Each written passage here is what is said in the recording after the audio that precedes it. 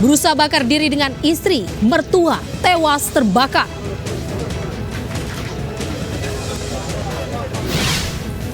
Sebuah minibus tertabrak kereta api feeder di Bandung Barat. 2 orang tewas. Puluhan anak-anak tampil mengenakan paduan busana Nusantara.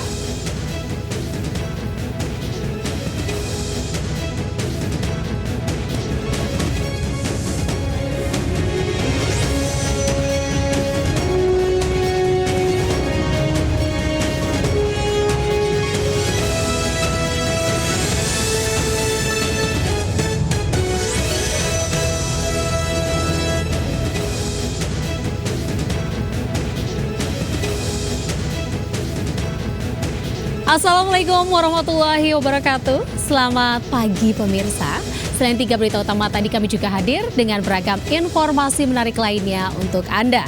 Bersama saya, Anita Dewi. Inilah Lintas Ais Pagi selengkapnya.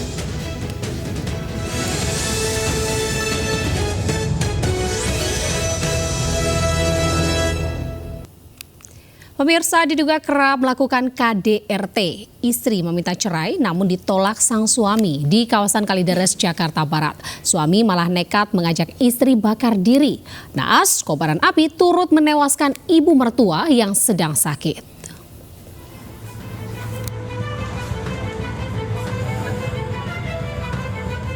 Kebakaran melanda sebuah rumah warga di Jalan Kapuk Kamal RT 4 RW 1 Tegal Alur Kalideres, Jakarta Barat.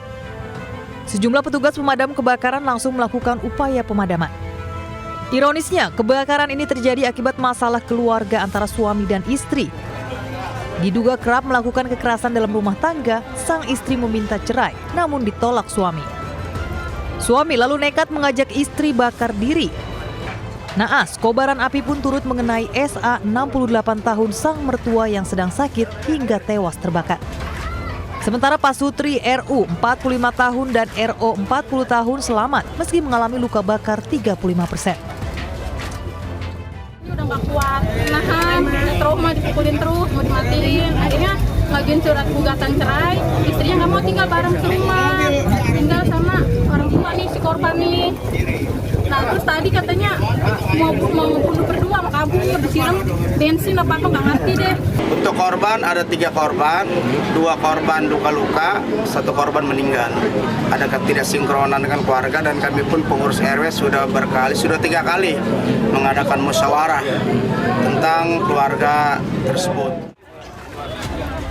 Jenazah korban pun dibawa ke RSCM Jakarta, sementara Pasutri masih mendapatkan perawatan medis di RSUD Cengkareng, Jakarta Barat. Dari Jakarta, Miftahul Gani, Ainis melaporkan. Pemirsa, pasangan kekasih yang masih berstatus siswa SMP diamankan polisi setelah menggugurkan janin bayi berusia 6 bulan hasil hubungan di luar nikah.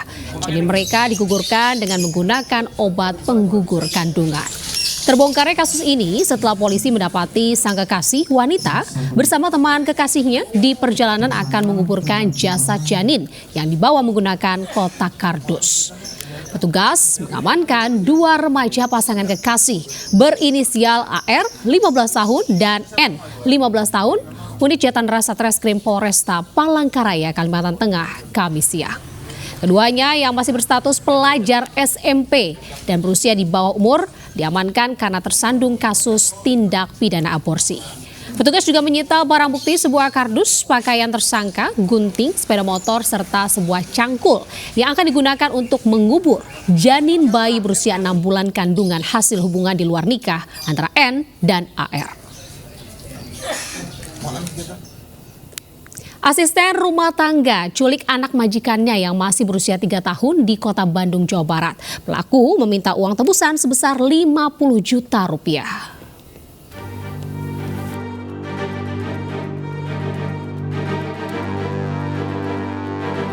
ART, penculik anak majikan di Jalan Cikutra, Kota Bandung, Jawa Barat, telah diamankan Satreskrim PPA Polrestabes Bandung. Tersangka AF diduga sebagai otak sekaligus pelaku penculikan anak majikannya yang masih berusia 3 tahun.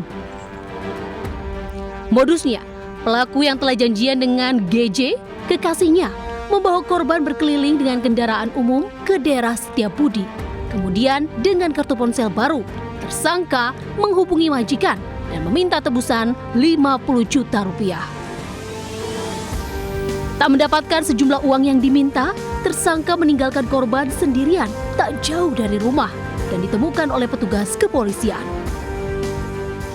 Jadi modus operadinya tersangka di belakang saya yang asisten rumah tangga atas nama AF setelah bekerja 1,5 tahun, kemudian menculik anak majikannya yang bernama KA dengan bekerja sama dengan pacarnya dan meminta tebusan 50 juta rupiah. Petugas menyita barang bukti transfer dan chat ancaman dari tersangka kepada majikan. Tersangka dijerat pasal Undang-Undang Perlindungan Anak, terancam pidana 15 tahun penjara. Dari Bandung, Jawa Barat, Jupita Melani melaporkan. Evakuasi jasad dalam hutan di Jember dramatis. Warga harus membopong jasad bersama-sama dengan menuruni jalan setapak di tengah hutan deras. Sementara penyebab tewasnya korban masih dalam penyelidikan polisi.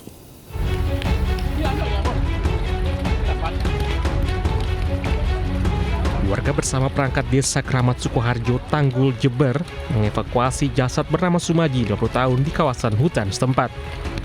Mereka harus berjibaku dengan derasnya hujan saat mengevakuasi jasad tersebut. Bahkan sambil menyusuri jalanan setapak membawa jasad ke bawah untuk selanjutnya dibawa ke mobil ambulans menuju rumah sakit. Sebelumnya jasad ditemukan warga yang melintas di kawasan hutan Kramat Sukoharjo, kemudian melaporkannya ke polisi. Korban seorang petani kopi diduga meregang nyawa saat mengecek kebun kopi dan karet tersebut. Tunggu bentar lagi, saya nunggu informasi lagi dari warga. Terus ada video sama foto beliaunya yang sudah meninggal dunia itu atas nama Pak Sumaji dari Umbul Sari. Kini polisi masih menyelidiki penyebab pasti tewasnya korban. Korban yang diketahui sempat memiliki riwayat penyakit diabetes. Dari Jember, Bambang Sugiarto melaporkan.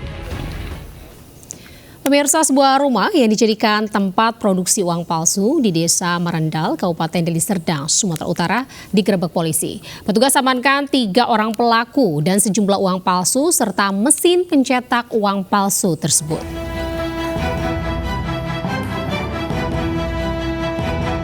Penggerebekan dilakukan unit Reskrim Polsek Medan Patumbak di sebuah rumah produksi uang palsu di Desa Marendal, Dame Dusun 7, Deli Serdang, Sumatera Utara. Petugas meringkus 3 orang pelaku yakni masing-masing berinisial FR, MFT, dan BD. Selain itu petugas juga menyita sejumlah barang bukti berupa uang palsu pecahan Rp100.000 sebanyak 16 lembar. Kemudian pecahan Rp50.000 sebanyak 20 lembar dan uang asli sebesar Rp159.000 yang diduga uang dari hasil penukaran dari uang palsu tersebut. Sebuah mesin printer untuk pencetak uang juga turut disita. Aksi pelaku terungkap usai seorang pedagang melaporkan adanya dugaan uang palsu setelah salah seorang pelaku belanja dagangannya. Kami sudah mengamankan beberapa orang para pelaku mulai dari pembuat, pengedar, dan juga pemasarannya. Polisi masih memburu 2 pelaku lainnya yakni B dan Y. Uang palsu ini akan diedarkan jelang perayaan Natal dan Tahun Baru. Dari Medan, Sumatera Utara, Aminur Rashid melaporkan. Pemirsa, polisi bekuk pemasok narkoba terhadap pesinetron Amarzoni di kawasan Ancol, Pademangan, Jakarta Utara. Dalam penangkapan tersebut, polisi juga menyita barang bukti 1 paket ganja dari tangan pelaku.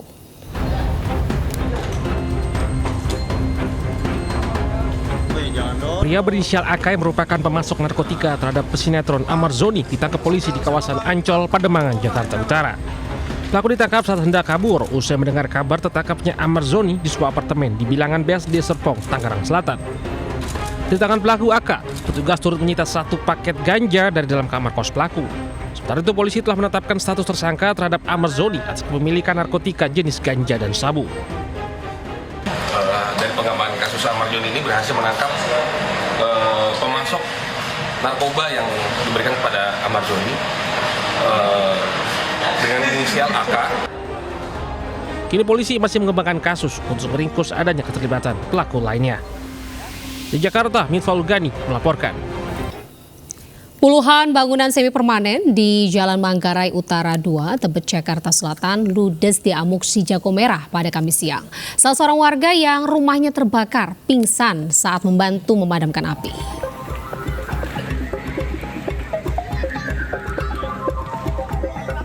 Kepulan asap hitam pekat beserta kobaran api menghanguskan puluhan bangunan semi permanen di bantaran pinggir Kali Ciliwung di Jalan Manggarai Utara 2, Tebet, Jakarta Selatan, Kamis siang. Petugas damkar tiba di lokasi dengan cepat melokalisir api agar tak merembet luas ke bangunan lainnya. Sejumlah warga menangis histeris saat melihat rumahnya ludes di amuk api. Salah seorang warga pingsan saat berupaya memadamkan api. Belum diketahui penyebab pasti kebakaran, namun diduga api muncul pertama kali dari salah satu rumah penjual sayuran.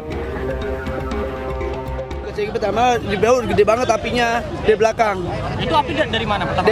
Di belakang, WC. Dari rumah atau? Di rumah. Banyak Pak, sekitar ada 70. 70 ya? Iya. Sebanyak 30 unit mobil damkar dikerahkan ke lokasi. Akibat kebakaran, 60 kepala keluarga harus kehilangan tempat tinggalnya. Dari Jakarta, Rizky Falupi melaporkan. Kebakaran hebat melanda sebuah pabrik garmen di Sukabumi, Jawa Barat, Rabu malam. Kobaran api yang besar dengan cepat membakar sebagian gedung pabrik. Tidak ada korban jiwa dalam kebakaran tersebut.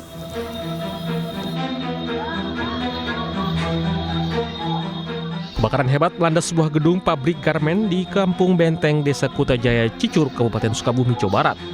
Banyaknya bahan mudah terbakar membuat kobaran api kian membesar. Tugas damkar tiba di lokasi langsung melokalisir api agar tak merembet ke pemukiman warga. Beruntung saat kebakaran terjadi, karyawan yang tengah bekerja bisa dievakuasi secepat mungkin. Belasan mobil damkar dikerahkan, belum diketahui pasti penyebab kebakaran pabrik garmen tersebut. Alhamdulillah warga masyarakat juga turut serta untuk membantu agar tidak menjalar kepada warga masyarakat. Kepada perumahan warga masyarakat.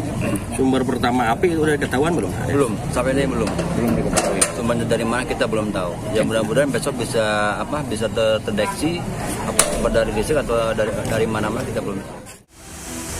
Kasus kebakaran kini dalam penyelidikan pihak kepolisian. Dari Sukabumi, Jawa Barat, Budi Setiawan melaporkan.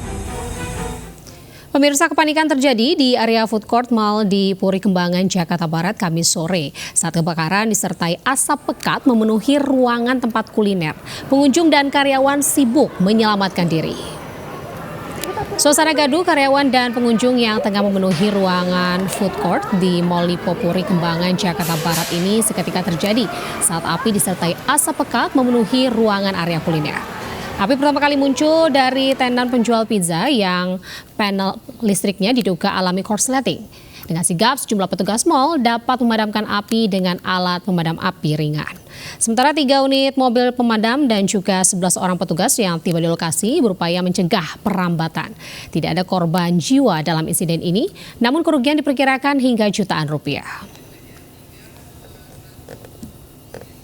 2 anak tewas seketika dan 4 orang lainnya luka berat saat sebuah minibus tertabrak kereta api feeder kereta cepat Wush di perlintasan tanpa palang pintu Kampung Sumurbor, Ngamprah, Kabupaten Bandung Barat.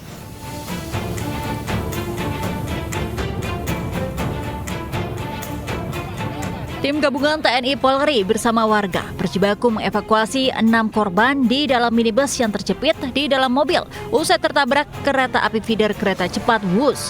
Mobil bahkan terseret sejauh 500 meter dari lokasi kejadian. Kecelakaan ini bermula saat minibus melaju dari arah Ngamprah menuju Cimamere, kemudian melewati perlintasan kereta api tanpa palang pintu. Relawan penjaga palang pintu sempat memperingati pengendara untuk berhenti karena kereta feeder melintas dari arah Padalarang menuju Bandung. Namun pengendara mobil tetap melaju sehingga tabrakan tidak bisa dihindari.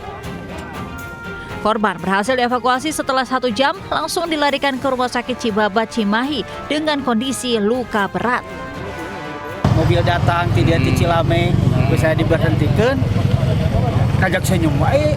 Jadi nggak berhenti si mobil teh Pak udah. Anu belah dia mah ti Marga Jaya mah berhenti di ieu mah ngajak senyum terus kieu bisa diberhenti jadi balas di halau kieu. Bapak posisi di pinggir untuk memberhentikan. Iya. Bapak teh udah nyetop pokoknya mah, tapi mobil nggak berhenti. Itu terus, Pak pintu ditutup atau gimana? Nggak ada pintu. Memang nggak ada pintu ya Pak ya. Akibat peristiwa ini, 2 penumpang tewas sementara 4 lainnya terluka. Polres Cimahi masih melakukan penyelidikan atas kecelakaan maut ini. Dari Cimahi, Jawa Barat, Yuwono Anyus melaporkan.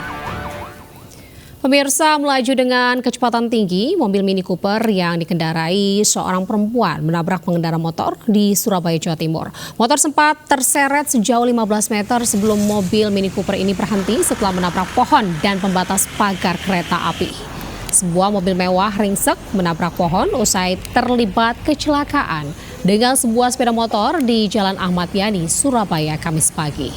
Kecelakaan terjadi diduga akibat mobil mewah yang dikendarai seorang perempuan ini melaju dengan kecepatan tinggi dari arah utara menuju selatan. Kemudian menghantam sepeda motor di depannya hingga pengendara sepeda motor terseret sejauh 15 meter.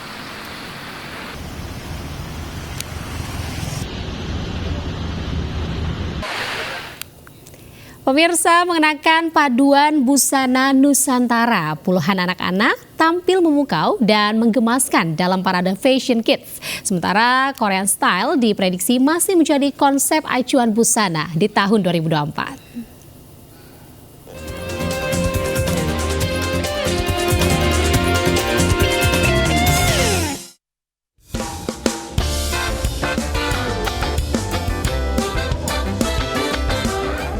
Anak berusia 4 hingga 15 tahun tampil memukau membawakan busana bertema kearifan lokal dan budaya Nusantara dalam parade Fashion Kids di sebuah mal ternama di Bilangan, Jakarta Timur. Layaknya model profesional, para peserta tampil percaya diri dan tentunya menggemaskan. Parade unik ini disambut antusias penonton hingga pengamat fashion. Sebagian besar peserta merupakan anak-anak sejak dini suka tampil stylish dan fashionable. Pentas busana juga memupuk kecintaan akan kearifan ragam budaya nasional sejak usia dini. Iya, keren banget, umur anak-anak umur segitu udah bisa bergaya fashion show seperti itu. Kalau menurut aku ini acara yang bagus ya, karena untuk melatih anak-anak untuk tampil percaya diri di depan orang banyak, terus melatih kita orang-orang tua untuk lebih kreatif lagi. Penampilan para model cilik juga mendapat apresiasi dari para pengamat fashion. Salah satunya Roy Kiyoshi. Ia turut membagikan tips fashion dan kecantikan di tahun 2024 bagi pengunjung. Seperti mode ala Korea yang masih menjadi primadona. Jadi nanti tren 2024 secara fashion, feng shui-nya, secara fashion itu akan masuk ke kiblatnya juga masih tetap Korea-Korea. Jadi nanti cowok-cowoknya pakai baju oversize, kemudian bajunya juga seperti denim, ya, jaket-jaket gitu. Dan kiblatnya memang masih Asia Timur seperti itu. Jadi terlepas tren fashion yang melejit, diharapkan kaula muda tanah air tetap mencintai dan melestarikan budaya Indonesia di tengah maraknya perkembangan zaman masuknya budaya asing. Lagi 1, 2, 3. Wah, pemirsa nih di belakang saya tadi adik-adik yang ikut fashion show. Mereka keren dan juga memukau nih menampilkan baju-baju Indonesia seperti batik juga. Ini artinya mereka sangatlah cinta terhadap produk lokal Indonesia. Dari Jakarta, Dilamia Aulia Sutrisno, iNews melaporkan. Tadi fashion show-nya hebat, tepuk tangan dulu.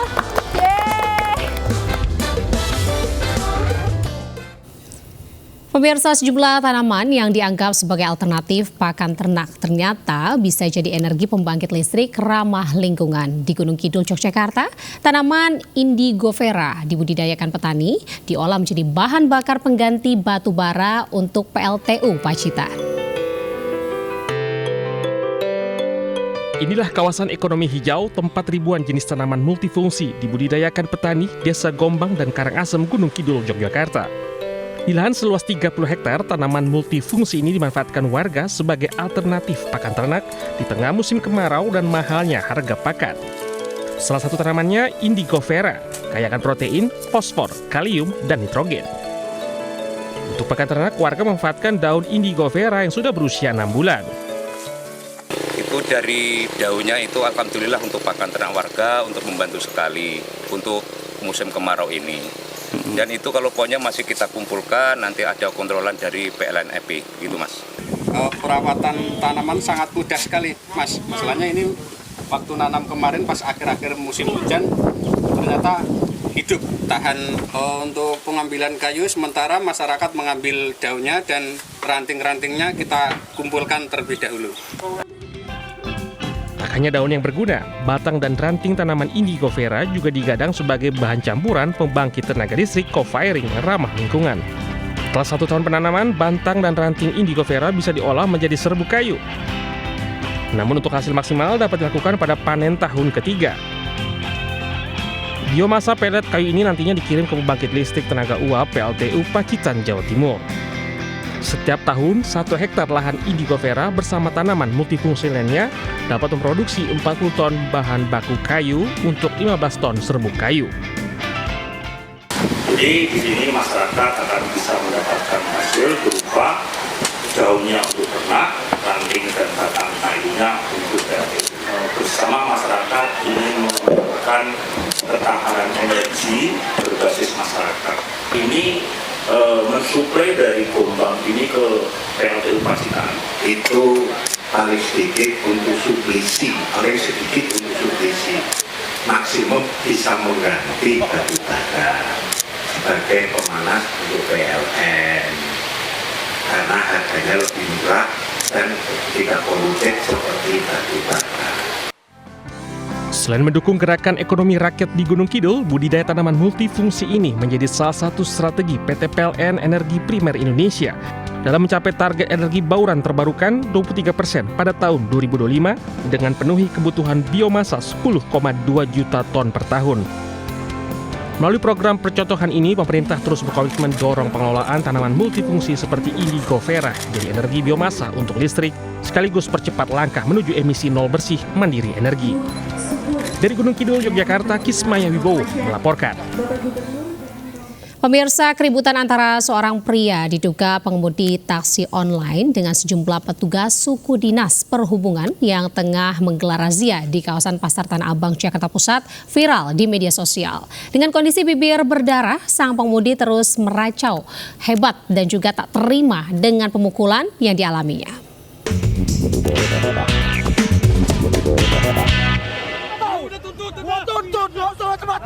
Ini berdarah.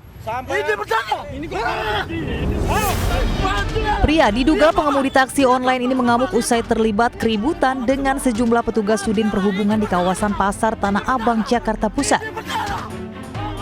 Sambil terus meracau hebat, pria ini menuding petugas telah bersikap arogan dengan melakukan pemukulan hingga membuat bibirnya terluka. Keributan tersebut terjadi saat petugas Sudin Perhubungan tengah menggelar razia parkir liar. Korban yang mengendarai minibus berwarna putih berusaha kabur saat dirazia. Namun upaya korban gagal lantaran dihalangi mobil derek petugas. Korban yang tak terima kendaraannya lecet sontak mengamuk hingga akhirnya terjadi keributan dan adu fisik. Kayaknya sih mau melarikan diri. Jadi terhalangi mobilnya si Disu itu. Oh, yang derek itu ya? Iya, derek. Akhirnya ribut di situ. Akhirnya ya kebentur mobilnya dikit, lecet. Akhirnya ya terjadi keributan. Video keributan ini pun viral di media sosial dan mengundang reaksi kecaman netizen. Kasus keributan ini pun tengah dilaporkan korban ke Polsek Metro Tanah Abang.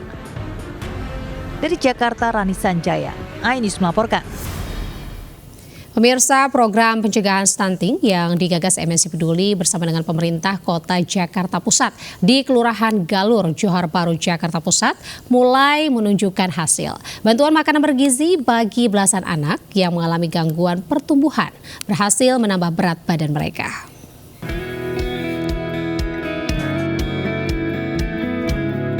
Program pencegahan stunting Jakarta Beraksi, kolaborasi antara MNC Peduli dan Pemkot Jakarta Pusat menunjukkan keberhasilan.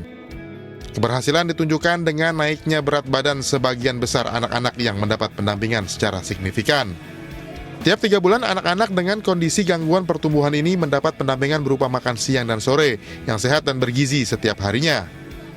Alhamdulillah berat badan anak saya dari awalnya memang stuck di 9 kilo lebih, sekarang udah 10 lebih selama pemberian makan dari bantuan ini. Sementara bagi anak-anak yang berat badannya belum naik akan terus dipantau dan didampingi oleh Puskesmas Galur dan kader posyandu setempat. Dalam pertumbuhan berat badan yang signifikan juga, yang bagus juga, tapi ada beberapa yang tidak naik berat badannya disebabkan karena anemi, kemudian juga TB paru. Tapi kita tetap pantau kondisi balita tersebut dengan memantau ke puskesmas dan juga merujuk ke rumah sakit apabila dibutuhkan. Karena yang kita ketahui stunting ini kan berdampak bukan hanya dalam masa pertumbuhan tetapi berkelanjutan juga. Jadi dengan pencegahannya harapannya ini bisa membantu kita untuk mencapai Indonesia Emas 2045. MNC Peduli akan terus menunjukkan komitmennya dalam membantu menekan angka stunting di Indonesia demi mencapai generasi emas di 2045. Dari Jakarta, Abdul Aziz dan Di Bernadi, iNews melaporkan. Satu keluarga penumpang minibus di Tanah Toraja, Sulawesi Selatan terjun ke sungai. Informasinya sesaat lagi di Lintas iNews Pagi.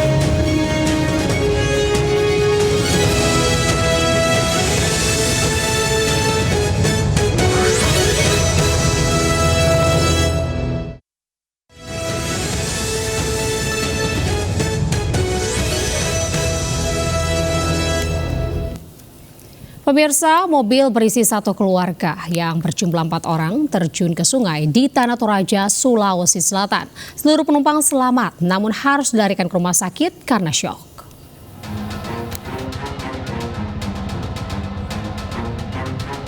Sejumlah warga turun ke sungai berupaya mengevakuasi salah satu korban, seorang anak di Sungai Sadan, Tanah Toraja, setelah mobil yang ditumpanginya terjun ke sungai. Sebelumnya, sopir Joy Siko bersama istrinya dan kedua orang anaknya hendak mengambil sayur untuk makanan ternak di Sepon, Kota Makale, Tanah Toraja. Pada saat melaju, ban kiri mobil tergelincir ke tepi sungai, menyebabkan mobil terbalik dan jatuh ke dalam sungai. Warga yang kaget beramai-ramai melakukan evakuasi dibantu pihak keamanan setempat. Beruntung, keempat korban dapat diselamatkan dan dilarikan ke Rumah Sakit Umum Laki Padada untuk mendapat perawatan medis. Namun akibat dari curah hujan yang cukup tinggi akhir-akhir ini, pada saat ban out control dari jalan cor, sehingga meluncur ke sungai. Pada saat turun di sungai, mobil langsung terbalik dan pada saat itu lelaki Joyce ini langsung keluar dari mobil, berusaha menarik istri dan kedua anak. Sementara mobil pick-up yang ditumpangi para korban terpaksa dievakuasi malam hari menggunakan 1 unit alat berat untuk mengangkat dari dasar Sungai Sadan.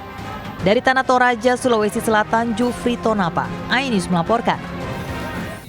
Pemirsa, calon presiden nomor urut 3, Ganjar Pranowo, melanjutkan agenda kampanye Pilpres 2024 ke Pasar Modern Marakas, Babelan, Bekasi, Jawa Barat. Dalam kampanye ini, Ganjar menyerap banyak aspirasi dari para nelayan serta buruh tani.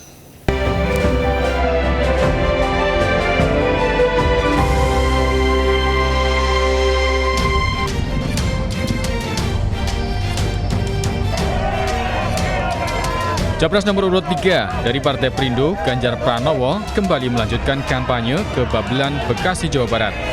Kali ini Ganjar menemui para nelayan dan buruh tani serta simpatisan.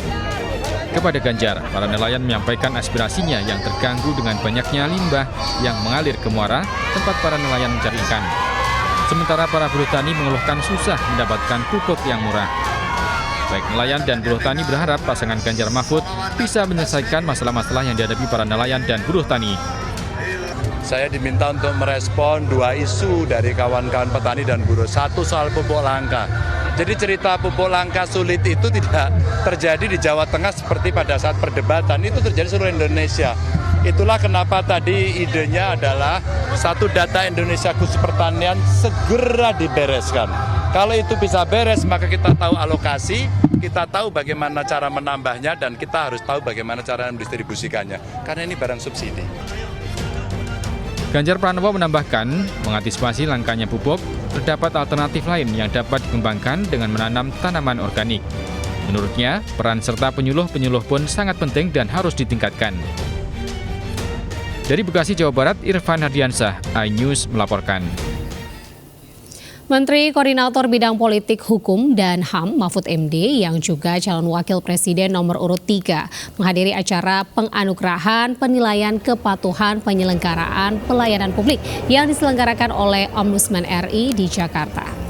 Dalam sebutannya, Mahfud MD memberikan selamat kepada kementerian, lembaga, dan juga pemerintah daerah yang mendapatkan predikat baik dari penilaian pelayanan publik oleh Ombudsman. Dari 25 kementerian, 14 lembaga, dan juga 547 pemerintah daerah, sebanyak 414 termasuk dalam zona hijau, 133 zona kuning, dan 39 masuk dalam zona merah. Mahfud pun mendorong setiap instansi kementerian, lembaga, dan juga pemerintah daerah meningkatkan standar pelayanan publik sesuai dengan Undang-Undang Nomor 25 Tahun 2009 tentang pelayanan publik. Pada siang ini kita dikaruniai banyak kenikmatan termasuk sehat. Pemirsa, Ustadz Abdul Somad atau UAS resmi mendukung pasangan Capres-Cawapres nomor urut 1 Anies Baswedan dan Muhaimin Iskandar dalam Pilpres 2024. Karakter yang tenang dengan pengalaman yang mumpuni dan juga menjadikan Anies ini sosok yang tepat memimpin Indonesia ke depan.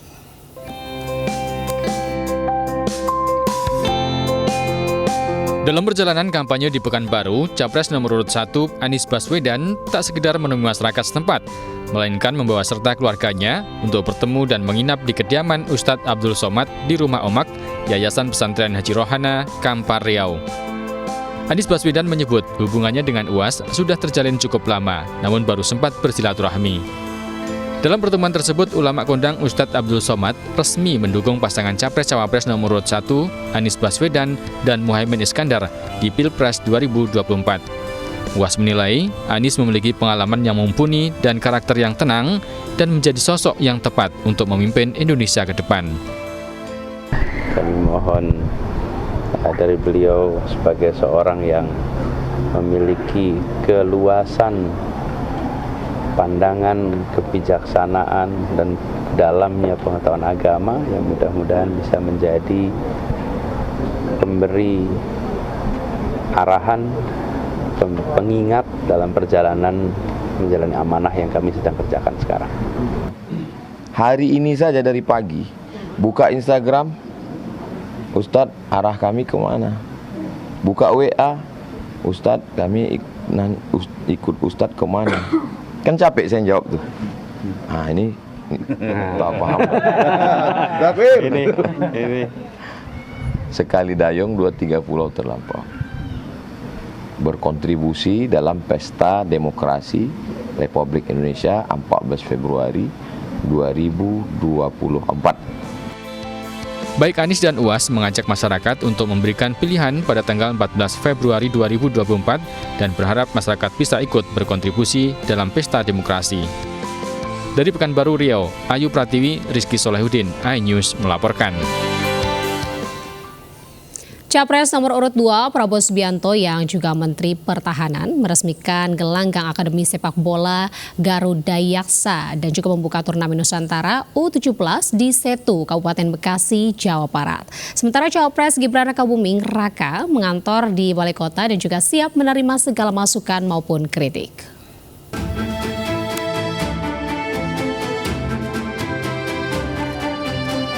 Didampingi Ketua Umum PSSI Erick Thohir, Menteri Pemuda dan Olahraga Dito Aryo Tejo dan pelatih Timnas Sepak Bola Indonesia Sinteyong, Menteri Pertahanan yang juga calon Presiden Prabowo Subianto meresmikan gelanggang Akademi Sepak Bola Garuda Yaksa Kamis pagi. Prabowo Subianto sempat meninjau dan mencoba sejumlah fasilitas yang ada dalam Akademi Sepak Bola Garuda Yaksa. Capres nomor urut 2 ini langsung membuka turnamen Nusantara U17 yang diikuti oleh 16 klub dari seluruh Indonesia. Prabowo yang juga Ketua Dewan Pembina Akademi Sepak Bola Garuda Yaksa berharap akademi ini bisa menciptakan pemain muda sepak bola Indonesia yang kuat dan handal yang nantinya bisa membawa nama Indonesia mendunia. Generasi muda yang kuat dan semangat, gembira, optimis, Indonesia menjadi negara yang hebat. Sementara calon wakil presiden nomor urut 2 Gibran Rakabuming Raka kembali ngantor di Balai Kota Surakarta pasca menghadiri debat Capres di KPU Selasa malam. Gibran pun menegaskan akan menerima dengan lapang dada atas teguran maupun evaluasi yang ditujukannya. Gibran pun sempat meminta maaf terkait hal ini. Dari Bekasi, Jawa Barat dan Solo, Jawa Tengah, Stephen dan Septiantoro, iNews melaporkan. Pemirsa, debat perdana Capres 2024 di kantor KPU Selasa lalu berlangsung sengit. 3 calon presiden yaitu Anies Baswedan, Prabowo Subianto, dan Ganjar Pranowo saling melempar pertanyaan dan jawaban menohok satu sama lain. Ketua Bidang Politik DPP Partai Perindo Yusuf Lakaseng mengapresiasi KPU yang telah membuat format debat lebih menarik dan lebih seru dari debat pemilu sebelumnya. Hadirin harap tenang, kita akan lanjutkan acara. Ketua Bidang Politik DPP Partai Perindo Yusuf Lakaseng mengapresiasi KPU terkait debat perdana Capres 2024 yang berlangsung sukses. Namun Lakaseng berharap sesi tanya jawab perlu diperbanyak agar terlahir pertanyaan-pertanyaan orisinil maupun jawaban-jawaban orisinil dari para capres. Selain itu, debat Capres juga menguji penguasaan emosi dari calon-calon pemimpin Indonesia sehingga dapat memberikan pemahaman bagi masyarakat dalam menentukan pilihan. Ini masalah bangsa.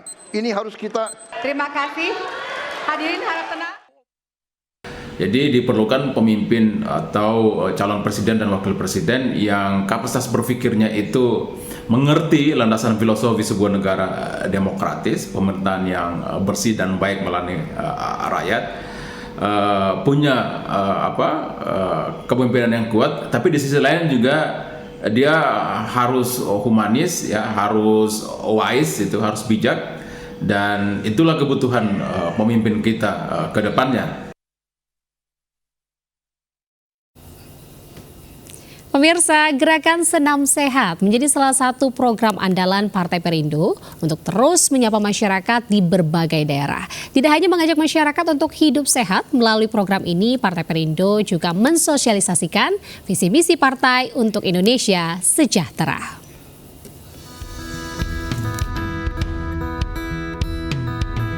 Pengurus DPD Partai Perindo dan sejumlah caleg Partai Perindo menggelar senam sehat bersama warga RT 07 RW 11 Rawabuaya Cengkareng, Jakarta Barat. Ratusan warga antusias mengikuti senam bersama khususnya dalam menerapkan pola hidup sehat. Oh, senang sekali, itu kan bagian dari program pemerintah dalam mengolahragakan masyarakat dan memasyarakatkan olahraga. Jadi moto kami semua cerdas, berkas. Partai Perindo mengajak masyarakat khususnya di Cengkareng untuk senam sehat bersama. Guna apa yang diminta pemerintahan tentang kesehatan itu sangat penting. Mengajak masyarakat tentang mensejahterakan atau tentang hidup berpola sehat. Sementara pengurus DPD Partai Perindo Kota Tangerang bersama caleg Partai Perindo menggelar senam bersama masyarakat di perumahan Taman Cibodas, Kota Tangerang. Selain senam sehat, Partai Perindo juga menggelar cek kesehatan dan pengobatan gratis bagi masyarakat. Nah, yang kita ingat seperti ini, jadi merakyat untuk membangun sejahtera semuanya, bersama kepeduliannya. Luar biasa. Keinginan untuk hidup sehat dari warga Taman Cibodas. Hidup Taman Cibodas! Senam kami memberikan pelayanan kesehatan gratis karena di dalam tubuh yang sehat terdapat jiwa yang kuat. Melalui berbagai programnya, partai pendukung pasangan Ganjar Pranowo dan Mahfud MD ini akan terus menunjukkan keberpihakannya kepada masyarakat demi terciptanya Indonesia sejahtera. Tim Liputan iNews melaporkan. Pemirsa, kera liar ditangkap warga karena berkeliaran ke rumah pemukiman penduduk di wilayah Jalan Raya Gunung Bromo, Kabupaten Pasuruan, Jawa Timur. Sebelumnya, keberadaan kera jenis ekor panjang ini meresahkan karena sering mencuri makanan warga.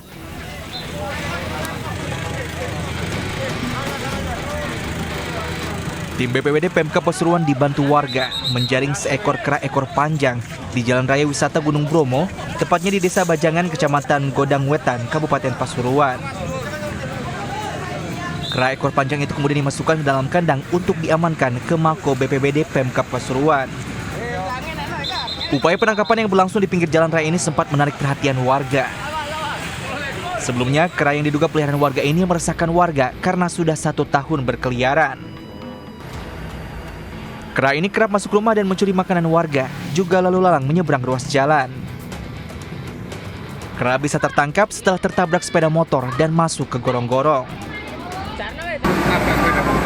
Terus udah dia jatuh juga sempat pincang juga.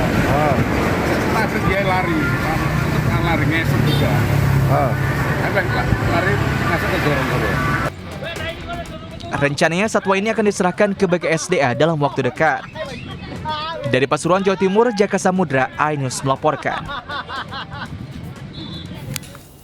Pemirsa, sejumlah peristiwa menarik akan kami rangkum untuk Anda. Di antaranya mertua tewas terbakar setelah mantunya berusaha membakar diri dengan istrinya. Dan berikut rangkaian peristiwa di sekitar kita.